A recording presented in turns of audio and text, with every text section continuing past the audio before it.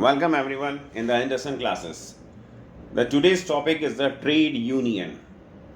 So what is the trade union and what is the procedure for the registration of the trade union? That is the main topic which we are going to discuss in this video. So in the introduction, what we can say, an act which is not done by single person can be performed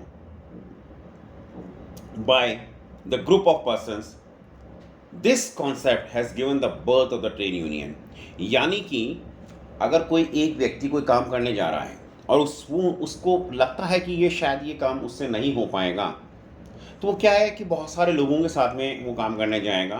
तो ये जो जो concept दिमाग में आया, उसने जो जन्म दिया वो ट्रेड यूनियन को जन्म दिया और ट्रेड यूनियन बनना चालू हो गई. होता क्या है, कह सकते हैं अपन कि when employer they exploit workmen or do not accept their demands, so their workmen can enforce their demands through trade union, and this is the importance of the trade union. यानी कि समझने के हिसाब से अपन कहें कि ट्रेड यूनियन का जो कॉन्सेप्ट है उसकी मैंने बताया आपको. अब उसका जो इम्पोर्टेंस क्या है, इम्पोर्टेंस ये है कि वो व्यक्ति अगर अपने आप से काम नहीं करा पा रहा है तो वो एम्प्लॉयर से जो वर्कमैन हैं वो सारे वर्कमैन मिलकर के जो एम्प्लॉयर से काम कराते हैं, उस जो सबसे मेन इम्पॉर्टेंस आती है ट्रेड यूनियन की आ जाती है, वो सारे मिल के वो काम करा पाते हैं. तो डेफिनेशन के अंदर है कि द सेक्शन 2H में दिया गया है ट्रेड यूनियन एक्ट 1926 में डिफाइन किया गया है. The trade union means any combination whether temporary or permanent, यानी टेम्परेरी भी हो सकता है, परमानेंट भी हो सकता है. मतलब एक साथ कुछ लोग मिले, टेम्परेरी या परमानेंट, हमेशा के लिए या कुछ टाइम के लिए. Which shall be formed for the purposes of resulting the relation between workman and employers on the conduct of any trade और बिजनेस या ट्रेड के लिए वर्कमैन और एम्प्लॉयर्स के बीच में रिलेशन को रेगुलेट करने के लिए जो लोग आपस में मिल कर के कोई भी चीज़ को बनाएंगे, यूनियन बनाएंगे, उसको हम ट्रेड यूनियन की कैटेगरी के अंदर फॉल कर सकते हैं. तो ट्रेड यूनियन के अंदर अगर एलिमेंट्स के रूप में देखें तो 4 हो गया. एक तो कॉम्बिनेशन हो गया, एक ट्रेड हो गया, एक वर्कमैन हो गया और एम्प्लॉयर हो गया. फेमस केस लॉ इसके अंदर national organisations of the bank federation of the trade unions versus union of India and others था 1993 का. उसमें कहा गया कि that where a federation of the trade union is not registered, it is not a trade union under the act. उसमें कहा कि जो ट्रेड यूनियन रजिस्टर्ड नहीं हैं उन ट्रेड यूनियन एक्ट के अंदर उनको हम नहीं मानेंगे. अब आता है कि what is the procedure of registration. अगर ट्रेड यूनियन बनानी हो तो उसका प्रोसीजर क्या है. मतलब step by step, it's a very simple procedure. Step by step हमको चलना होगा. The procedure of the registration of the trade union has been described in the section 3 to section 9 of trade union act 1926. Trade union एक जो registration होता है वो section 3 में registrar के पास में होता है. तो सबसे पहले क्या, एप्लीकेशन देनी होती है. फर्स्ट स्टेप क्या है, एप्लीकेशन.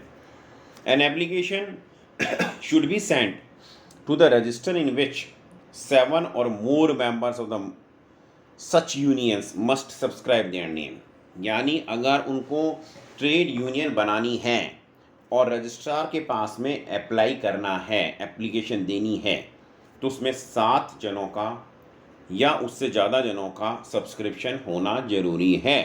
या अपन कह सकते हैं कि एटलीस्ट 100 मेंबर्स सब्सक्रिप्शन तो वहाँ होना चाहिए और कम से कम 100 मेंबर या 10% of the total members of the workman जो उस इंडस्ट्री में काम कर रहे हैं वो उसके ट्रेड यूनियन के मेंबर होने चाहिए.